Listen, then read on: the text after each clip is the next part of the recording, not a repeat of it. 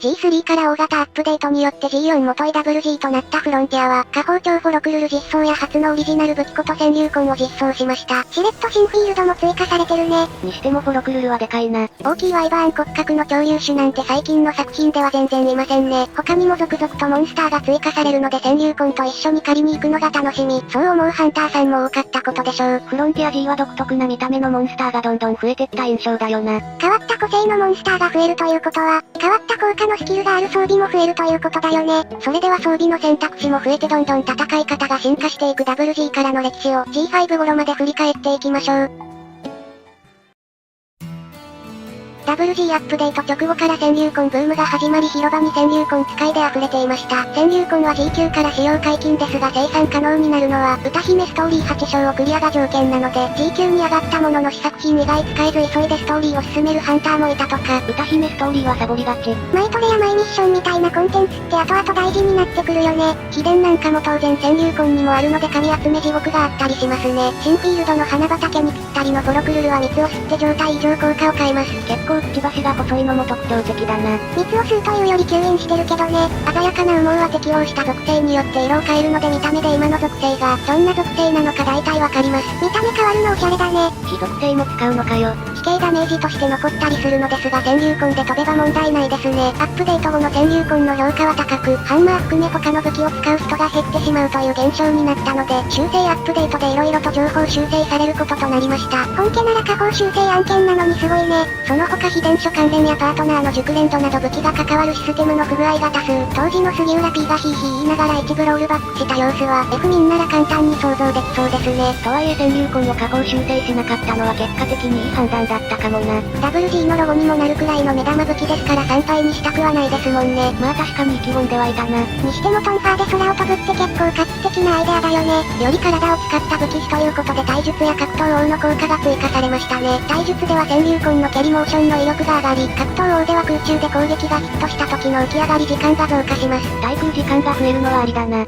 新規から復帰ユーザー向けのコンテンツとしてハンターナビが実装されたのもこの時期。今までこういうのなかったのね。教官が軽く案内してくれてたりはあったかな。フロンティアを始めたばかりで右と左がわからない初心者でも国母装備をはじめ、仮に役立つアイテムやどうやってゲームを進めていくか紹介しています。最初は装備紹介のナビを読むだけで報酬がもらえたりして、その後は豪種や G 級ランクアップ、そして長期課題として秘伝や極限征伐戦、初心者からやり込みハンターまでかなりの報酬が用意されています。どんどんフロンティアの沼にはまるわけだな。その後も歌姫や大討伐などハンターナビの追加やリファインがあります。インフレとか時代の変化で報酬や課題が調整されるのね。こういった手厚い案内もあって新規ユーザーが離れなければいいですね。WG のモンスター追加についてはフォロクルルよりも濃いメンツが揃ってて、まず4月30日に登場してきたのが極限征伐戦交流ミラボレアス。出たなバルカン。ミラバルカンは正式名称じゃないのよ。見た目がメガリザードン Y に似ているのでリザードンと呼んでいましたが、周囲では極限ベニミラとか極限バルカンで浸透していたかなというイメージです。またベニミラ登場に合わせオリジナル属性のコウマ属性や延長スキルが実装されました。ミラバルっぽい属性とスキルね。ちゃっかりここ専用フィールドなんだよな。使ってくる技の一つにフィールドをマグマに陥没させて狭くする技があります。こうなったら壁を登って復帰しないとマグマに使って即死なので危険です。こういう時は壁を登れるんだな。モンハン4から逆輸入したんですかね。他にもエリアのギミックがありまして、ミラボレアスを追い詰めると突然周囲にマグマの壁が現れ、交流がマグマから現れ第2形態へ突入するのです。なんだこのかっこよすぎる形態変化は。裏ボス感が強い。そしておなじみの開幕から強烈なナパーム弾を放って着地します。見た目もマグマが滴り超危険そうな雰囲気ですね。WG 最強とか言われる割にまだもっさり動いてる気がするがな。確かにここまでは極限征伐戦ミラボレアスと似たような強さ。慣れちゃえば怖くはなさそうですが問題はレベル1000を超えた時からで、第2形態までは火力とタフさが増しただけな感じでしたが、火口から岩が吹き上がるようになって永続的に地形ダメージが発生します。これエリア全域が範囲かよ。しかも決戦場とかのマグマより結構スリップ速くない？当然火山なのでクーラードリンクがないと普通に高温でスリップありますからね。完全にクーラードリンク忘れてた。地形ダメージの追い打ちは根性殺しにもなるのでかなり脅威です。ミラの効果力と常時スリップは確かに凶悪なコンボだな。ただこれを回避する方法もあって回避行動中や空中では効きません。なので地の方の潜入魂で対空しまくるのが安全に軽る手段になってきます。こんなところで先入観の強みが生きてくるなんて。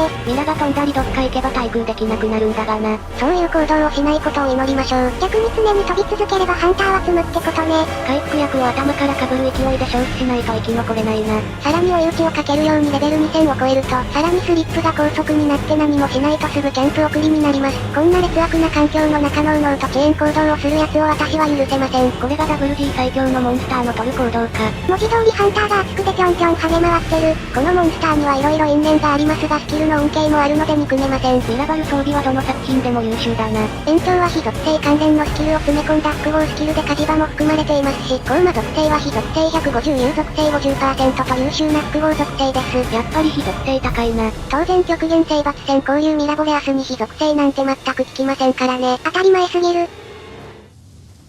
5月14日からはみんな大好きディオレックスが登場。アーマーをまとって開幕の方向で入ってくるハンターを一網打尽だぜ。これがメカレックスか。電磁力を使って岩を浮かせて足場にして飛び上がったり、電磁砲のような遠距離技から投げ払いビームまで使えます。シガレックスよりも複雑な行動と広い射程距離を手に入れたわけだな。防具のスキルにもなっている性質があって周囲の青い鎧は強力なアーマーで、紫ゲージでも弾かれる硬い装甲と火と雷と水にマイナス肉質となってます。流行りの副属性にメタだね。攻撃からがっつり身を守るぜ。先ほども言った防具のスキルこと絶対防御耐性は発動すると、オーラが出ている時に一度だけ攻撃を完全無効にするというスキルで、オーラが消えたら再展開するまで被弾ダメージ 1.2 倍というリスクがあります。まさにディオレックスの能力を再現したスキルだな。アーマーが剥がれたら柔らかい本体がむき出しになるってところもね。まあ当たったら即死級の技に対する保険として強いから優秀なスキルだぜ。その通りで火事場との相性がよく WG 時代から末期まで愛されていました。このデメリットに関しては Z で変更され被弾すると攻撃力が 0.8 倍になるという火力面での影響が出るようになりました。しかし火力の必要性がほぼない支援クエストでは割と需要があります。些細な攻撃でもアーマーが消えるが些細な攻撃が鬱陶しいクエだもんな。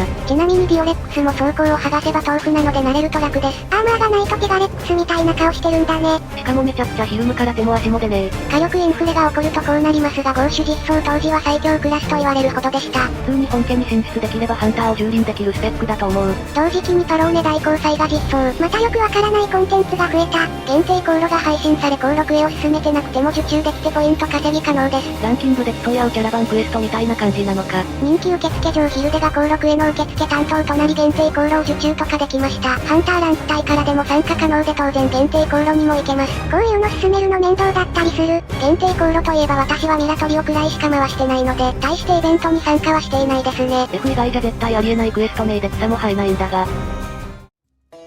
7月を目前として毎度恒例のアニバーサリー。今回は7周年プレミアムグッズとして G9 受付上のネンドロイドが発売。やっぱフロンティアの受付上って可愛いね。また名前を決める投票の結果カトレアと命名されました。G9 ハンターは絶対世話になる受付上だから思い出深いよな。夜でも日傘持ってるのね。フロンティア受付上はみんな個性豊かですがカトレアは特に上品なイメージですね。イベントに関しては今年も結構豪華で7周年にちなんでスタンプ7倍。長期ログイン武器としてシャンペーンモチーフの弓も実装されました。秘伝救済の司法のリア装備一発生産クエストまで、ハンターから現役まで嬉しい内容のものでしたね。防具の強化は大変だけどそれより G9 武器はマジでだるいぞ。あとは七夕イベントもしっかり開催されています。こういう祝日イベント的なやつ本家にも増やしてほしいよな。鯉のぼりのやつとかいいよね。最後に運営プロデューサーとして関野さんが昇進することとなり、おまけに宮下さんがフロンティア G チームに復帰するとの情報を公式 Twitter で公開。杉浦の身代わり人形としてだな。でも運営側がこうして顔出すのって当時あまりなかったイメージだな。今後は宮下関のペアでアップデートが進んでいくことになるのでした。WG は G5 へとアップデートされコンテンツがいくつか追加されました。まず紹介するのが千の奇跡2コラボです。まあ再現できているな。コラボパッケージは有料だけどね。千の奇跡のキャラを再現した防具や武器はやっぱり課金コンテンツです。リーヌはともかくアリサに関しては声優の堀江由衣さんボイスがあるので、全部揃えれば完全になりきれちゃいますね。フロンティアの豊富なボイスレパートリーがこんな形で役立つとは。武器の演出に関しては力を入れていて攻撃時に光るエフェクトが出ます。コラボ装備ってスキルや武器の性能も結構使えるやつ多い気がするんだよね。今後のコラボもそうだがこういう演出がよく作り込んであるよな。火力が上がるわけではないですがこういう遊び心は好きですね。11月に発表された窓マギコラボに関してはかなり物議を醸す装備があったのですが、男ハンターの見た目は毎回ネタに走る流れになっちゃいましたね。需要があまりないもんね。ちなみに島パンでした。そこも作り込んであるのか。G5 で竹林奥部というフィールドが実装。ベースキャンプから飛び降りて決戦場形式のフィールドに入ります。ゆくも近辺にありそうな地形だな。ここに生息するモンスターが今回の目玉ことが大優稲神。戦うのは嫌だけど結構好きなモンスターです。多分天使を引きずってるぞ。パッと見その辺の画重視と変わらないけどどんな能力があるのかな。稲神は睡眠ガスを撒いたり体液を硬化させて鎧をまとうことも。随分と保守的な能力だな。一番大事なのがそのガスの影響で瞬時に竹を生やす能力があります。ぶっ飛んだ能力の持ち主だったか。一撃は重くはないけど次々と攻撃を繰り出してくるので、回復をサボっていると睡眠からの追撃でやられたりします。気を抜くとやられるタイプのモンスターは意外と手強く感じるよね。あとは地面から竹が生えてくることを意識していれば被弾は減ると思います。思わぬところから竹が生えるなんて普通思わないからな。さらに硬質化させて翼のようにした鎧で滑空したりと結構機敏に動きますね。確かにずっと動き回ってるな。狭いフィールドじゃなかったら戦いたくなかったぜ。竹を生やす能力はすごいけど尻尾とかも竹っぽいね。防具とかもやっぱ和風なのかな。稲神装備は稲神っぽさをふんだんに取り入れつつ、甲冑や着物のような見た目になっていて結構人気の見た目ですね。さらに新たなスキルとして交流が含まれて発動すれば回避成功で切れ味が回復します。セルレギオスの武器と似たような効果だな。ダブル G になってから結構強いスキル増えたんじゃない？フロンティアはフレーム回避前提だから切れ味が勝手に回復するようなもんだね。こういうスキルは剣士にとって汎用性が高く必須級スキルになってきますね。さすがは古流。ちなみに稲神の尻尾は擬態にも使ってるみたいですよ。尻尾をタケノコに見立てて獲物をおびき寄せて捕食をするとか、そんなことしなくても好き放題狩りできる気がするんだけど。普通に俺より俊敏で狩りに向いてそうだよな。あと稲神は各部位に一定以上ダメージを与えると硬質化するのですが、全ての部位を硬質化させると大爆発を起こして大ダウンをさせることができます。これ以上体液を出して硬質化できないから爆発しちゃうのかな。強い能力には意外な弱点がつきものなんだな。爆発に巻き込まれると睡眠してしまうので回避しないとチャンスにならないですがね。ところで竹林をくぐって稲神以外に何が生息しているの？小型は一切いませんよ。本来はゴーガルフの専用ステージとして用意されていたそうですが、G1 ショップからの急遽予定変更でゴーガルフが予定より早く登場したので、竹林奥部はお蔵入りになりかけていたとか、そこで稲神が登場して竹林奥部も予定通り実装できたってことなのね。竹をリングのように反発させて戦うのはわかるけどビジュアルに合わないよな。ゴーガルフは赤と青のレスリングカラーでいいんですよ。あとは天石ヒプノックやトリドクレスがいるという情報があるくらいですね。また厄介な鳥がたくさんいるのね。稲神は主連動でも出ないので本当に竹林奥部専用モンスターです。本家で復活は難しいかもですがカムラの里近辺にはいるかもしれません。8月14日はビータのオープンベータテスト開始やガルバダオラがついに実装されます。出たな黄金に輝くクシャモドキ。フィールド狭すぎで嫌な予感。ガルバダオラを体験した F 民なら必ずわかると思うのですが、開幕初見殺しの代表格と言えるガルバダオラの2フラムは圧巻です。ただただ眩しいな。ガルバダオラにくっついていればバリアによって守られますが、本能的に離れる人が多くて逃げたハンターは漏れなく消し飛びます。何で力尽きたかわからないよねこれ。しかも攻撃直前に腕を振ってハンターに牽制を仕掛けるのも厄介。これするだけで開幕4を取れるの強いな。実際公式生放送で2フラムで消し飛ぶ運営陣が見れたので面白かったです。テストプレイはしなかったのか、ゲストにも F の洗礼を浴びせたかったのでしょう。とはいえ私を含め多くのハンターがこのガルバダオラの2フラムで溶かされました。さらに恒例の中間アップデートではみんな大好き視点征伐戦が実装。第1号のディスフィロアは新しい BGM とともに第3形態が追加。討伐したかと思わせておいて復活系固有。視点個体はレベルが9999固定で高さ火力が桁違いな上さらに追加モーションもあります。この形態見れるだけでも実力者だね。正直触れたらそっちなので火事場で1覚えるだけです。最終形態からが本番なので気が抜けないし見た目が怖いので緊張します。でも討伐するのには理由があるんだろ。